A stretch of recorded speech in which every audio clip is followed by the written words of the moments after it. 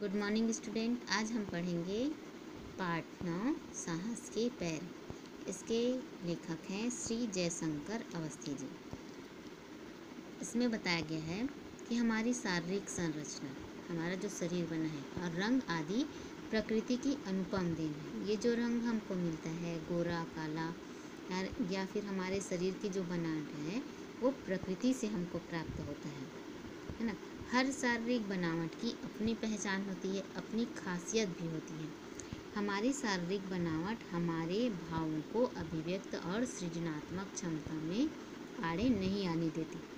अगर हमारे शरीर में कुछ कमी है तो हमारी अभिव्यक्ति में और हमारे सृजनात्मक मतलब हम कुछ बनाने की क्षमता है उसमें कमी नहीं आने देती, आड़े नहीं आती, बल्कि हमें अपने कार्यों के प्रति और अधिक उत्साही बनाती है ना। अगर हमारे शरीर में कुछ कमी है तो वो क्या करती है, हमको और उत्साह देती है कि इस कमी के होने के बावजूद हम ये सब काम कर सकते हैं। इस पाठ का प्रतिनिधि चरित्र अचल असावधानी के चलते रेल दुर्घटना का शिकार हो जाता है, पर अपनी प्रतिबद्ध पहल से वह एक कक्षा को नई दृष्टि, एक नया सबक देने में सफल होता है। देखते हैं। घंटी अभी नहीं बजी थी, है ना। ये स्कूल के बारे में बताया जा रहा है कि घंटी अभी नहीं बजी थी। कक्षा में चिल्लपों मची थी, मतलब हल्ला हो रहा था। लेकिन जैसे ही अचल ने प्रवेश किया, एक सन्नाटा सा खींच गया। और आप लोगों को पता है कि अचल क्या है, एक रेल दुर्घटना का शिकार हो गया है ना। देखते हैं उसमें क्या कमी है। जब अचल कक्षा में प्रवेश करता है तो एक सन्नाटा सा हो जाता है, मतलब सारा क्लास जो है वो शांत हो जाता है। वह आगे बढ़ता है, तभी एक मोटा नाटे कद का लड़का उठा और लपक कर ब्लैक बोर्ड के सामने जा खड़ा हुआ।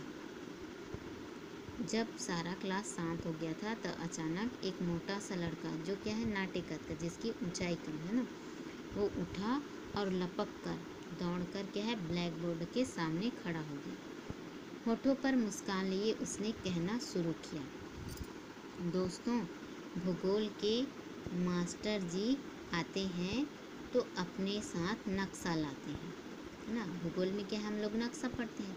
वो कहता है कि मास्टर जब जी आते हैं तो वो अपने साथ क्या लाते हैं, नक्शा लाते हैं। नक्शे में हमें पता चलता है कि भारत कैसा है, दुनिया कैसी है।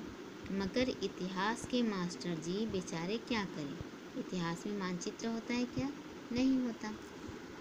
अब इस साल हमारे कोर्स में तैमूर लंग वाला अध्याय है ना। तैमूर लंग एक शासक थे जो क्या थे, एक पैर से, है ना, अपाहिज थे। मुझे चिंता थी कि आखिर हम कैसे जानेंगे कि तैमूर लंग कैसा था, है ना। ये लड़का क्या कर रहा है, उस अचल का मजाक उड़ाता है ना। फिर ठहाकों, तालियों और सीटियों से गूंजने लगी। जो उनका क्लास है वो क्या है, सीटियों तालियों से गूंजने लगी। फिर वो मजाक उड़ाते हुए क्या कहते हैं, लेकिन भगवान की दया से, है ना, वो उसकी व्यंग कर रहा है ना। अचल को लगा किसी ने उसके दिल को मुट्ठी में दबोचकर मसल दिया है। जब उसका ऐसा मजाक उड़ाया गया है ना, और यह मजाक उसी का उड़ा रहा है और वो नासमझ तो नहीं है ना। वह जहाँ था वहीं खड़ा रह गया जब इतनी सारी बातें को सुना। कक्षा में शोरगुल मचा था। एक आवाज़ आई, अपना भाषण तो तुमने अधूरा ही छोड़ दिया बॉस, है ना। उसने यहाँ रुक गया ना, लेकिन भगवान की दया से। तो दूसरा लड़का कहता है कि तुमने तो अपना भाषण क्या है अधूरा ही छोड़ दिया। लेकिन तभी घंटी बज गई, मास्टर जी आ गए और शोरगुल थम गया। सब अपनी अपनी जगह पर जाकर बैठ गए। ये है अच्छा, है ना। मास्टर जी ने हाजिरी ली। हाजिरी मतलब अटेंडेंस, जो आप लोग देते हो ना। फिर उन्होंने पुकारा अचल श्रीवास्तव। सबका नाम लेते जा रहे हैं तो उन्होंने पुकारा अचल श्रीवास्तव। अचल चौंका। उसने खड़े होने के लिए बैसाखियाँ संभाली। मास्टर जी कुर्सी से उठते हुए बोले, बैठो बेटे, बैठे रहो। है ना। वो जानते हैं कि बैसाखी के सहारे खड़ा होना, उसके साथ चलना कितना मुश्किल होता है। यह सब कैसे हो गया तुम्हारा पैर? पास आकर उन्होंने पूछा। सांत्वना दी है ना कि यह सब कैसे हो गया, क्योंकि वो शुरू से अपाहिज नहीं था। अचल बैसाखियों के सहारे खड़ा हो गया था। उसने जवाब देने की कोशिश की, लेकिन गले में जैसे कुछ अटक गया। आंखें भर आई, है ना। जब हमको कुछ समस्याएं होती है तो हमको कोई हमारे हाल चाल पूछते हैं ना, तो हमारे क्या गला भर आता है, हम लोग बोल नहीं पाते हैं ना, और आँखों से आंसू बहने लग जाता है। ओह, फिर टीचर कहते हैं, ओह खैर छोड़ो बेटे इस बात को। मास्टर जी द्रवित हो उठे, जैसे रोने जैसा हो गया।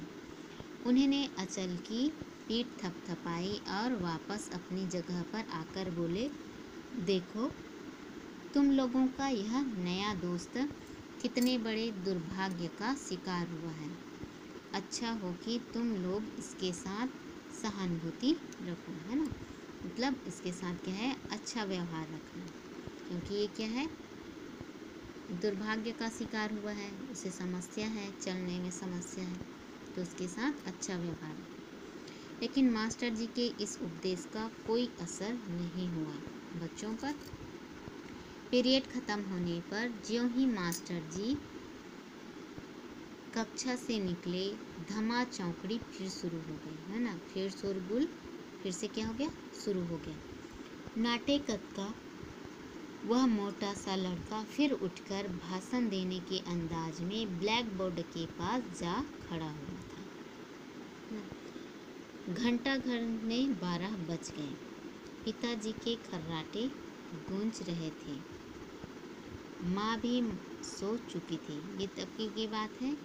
अब क्या है, स्कूल का टाइम ख़त्म हो गया और वो क्या, रात के 12 बजे की बात है। घंटा घर में 12 बज गए। पिताजी के क्या थे, खर्राटे ले रहे थे, सो गए थे, नींद में थे। माँ भी सो चुकी थी, लेकिन अचल की आंखों में नींद नहीं थी। तभी उसका मन साल भर पहले के एक घटना में उलझ गया। आज के लिए इतना ही।